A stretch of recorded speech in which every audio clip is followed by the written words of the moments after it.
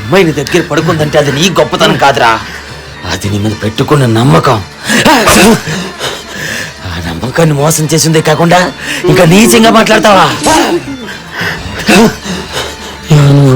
అది ఒకటి పిల్లమని తెలిసా కూడా దాని గురించి తప్పుగా మాట్లాడు చూడు. అది